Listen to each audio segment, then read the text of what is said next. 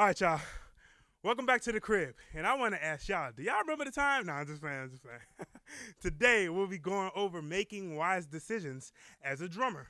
First things first, we have to understand that if we're playing with an artist or we're playing with a band, it is not about us. We do not need to shine over everybody else. Let's get into making wise decisions as a drummer.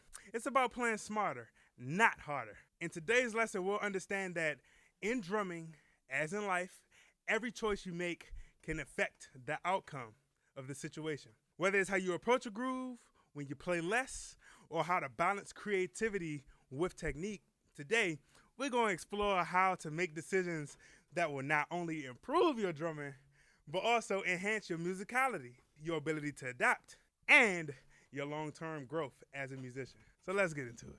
When playing a song, first thing is first. You have to know the song. Okay? Understand that your job isn't just to play rhythms, but it's to serve the song. One of the best decisions that you can make as a drummer is to listen. Listen deeply to the music and understand the overall vibe of the music, the overall mood of the music, and what the song needs from me or you as a drummer. The first exercise into this lesson will turn on a song that you're familiar with. So if you're on YouTube or you have Apple Music or Spotify, whatever you have, pick a song. All right, pick a song that you're familiar with. As you're listening, try to play along to the song, but don't just focus on the drums. Pick each part apart. You like that, don't you? Pick each part apart. So listen to the bass, listen to the guitar, listen to the vocals, the harmonies, whatever melody is going on in the song, strings, or just all of the subtleties inside the music. Do your best to focus in on those. I know we've all heard the phrase a million times in our life, less is more. Less is more. Less is more. What you want to do as a drummer is you want to play for the song. A wise decision often means playing less. Sometimes the most impactful thing you can do is to hold back. Let the space be the space. What you want to do is focus on the groove rather than focus on the crazy fills or the complex patterns. This creates a strong foundation for the rest of the band and allows space for the song to actually breathe. We breathe to live. The song needs to breathe in order to stay alive. Next, we want to focus on playing with space. So practice a basic groove, whether it's rock, whether it's funk, R&B, jazz, whatever it is, and focus on leaving the space between your hits. Let the music breathe. Allow the silence to be a part of the groove. And that'll sound a little something like this.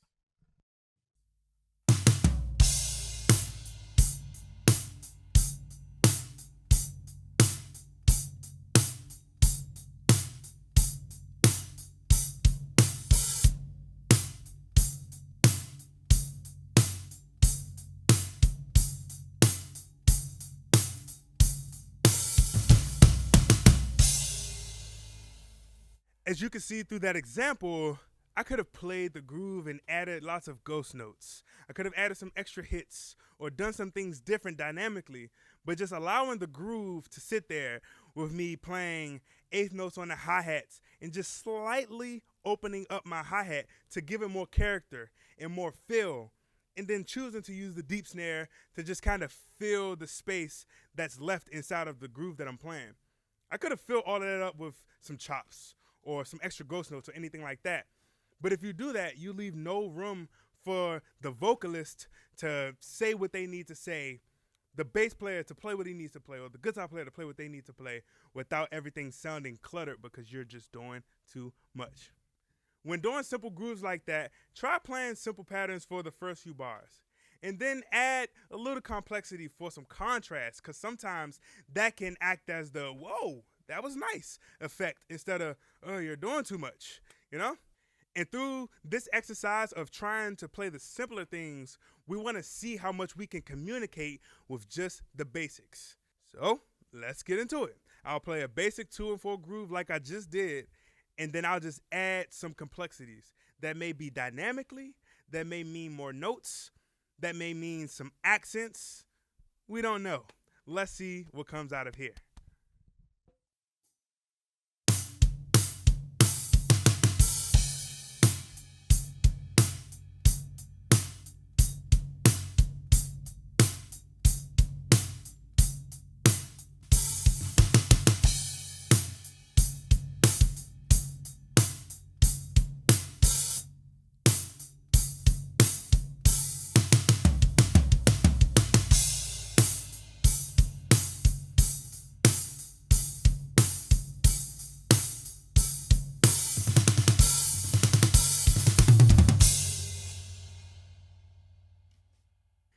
always the subtle things that add so much more character to playing a straight 2 and 4 groove. You heard the little pauses in there. You heard the different accents. You heard the extra bass drum that I might have added in there. All of these things add a lot more character to your overall groove, and those are the kind of decisions that you want to make as a drummer. You want to make the decisions to where you're playing with the band and you do something. You may accent a guitar lick. You may accent a vocal ad lib or something like that. These key little things will help you become a more mature drummer, and it's all through decision making. Another thing you want to learn how to do is be adaptable in your live situation.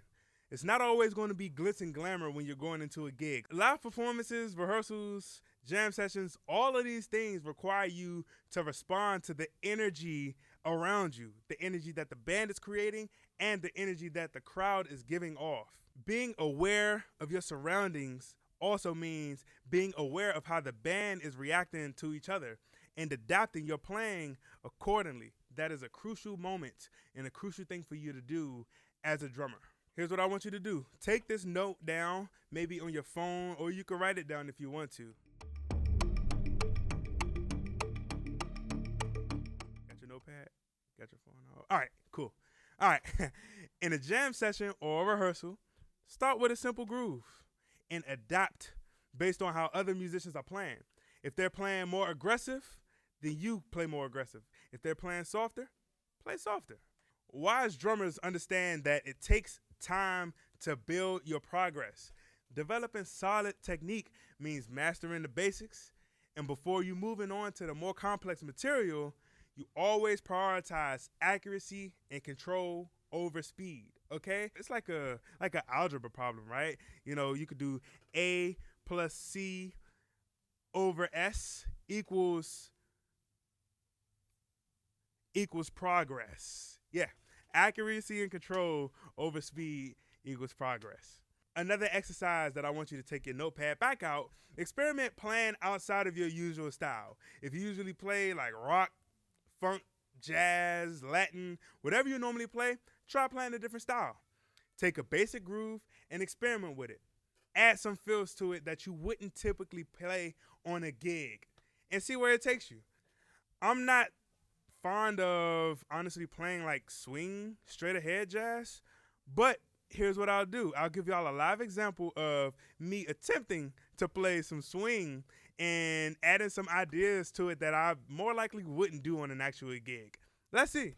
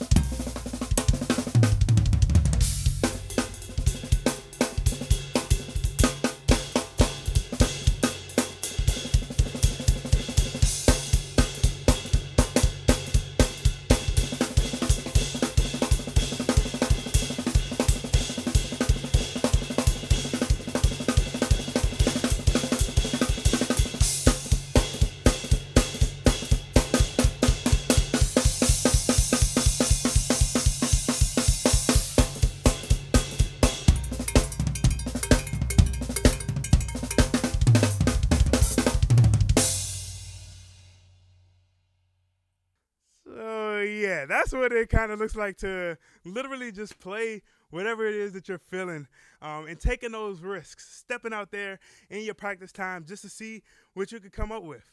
Some of those things I've never played before, but I like the way they sound.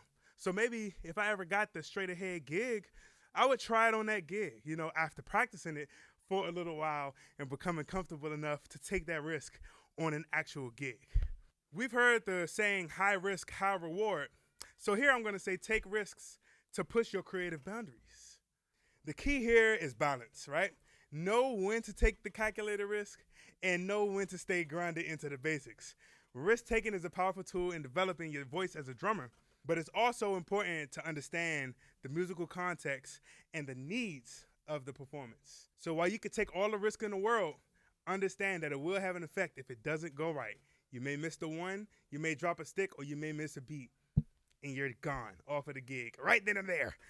So something that you could do is avoid burning out, especially on the gig.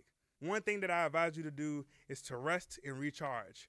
After your practice, after you at a jam session, whether you're doing gigs or rehearsals, I really advise you mentally and physically to take a rest and to recharge before you get back to doing whatever it is you were doing behind your drum set.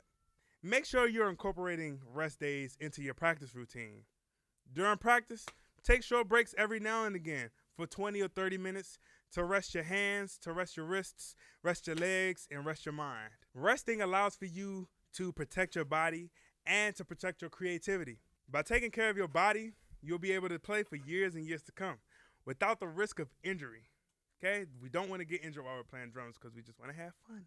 So maintaining your health by resting and taking time off when you need to take time off will help your creative juices continue to be fresh.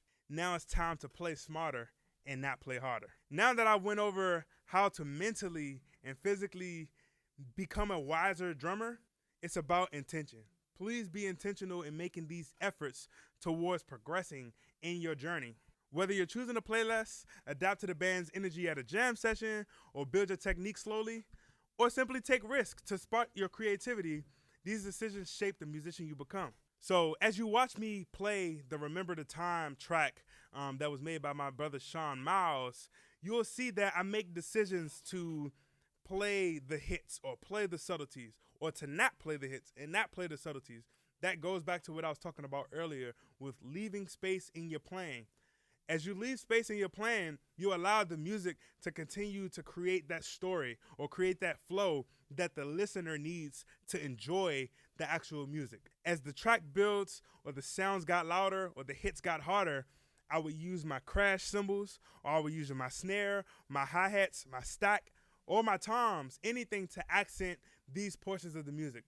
All of these things are decisions that I make and decisions that I feel are wise to make when playing music. So whatever song you choose to play, please listen to it and apply some of these basic foundational things that'll help you serve the music better and become a more mature, wise drummer. I love y'all. Peace.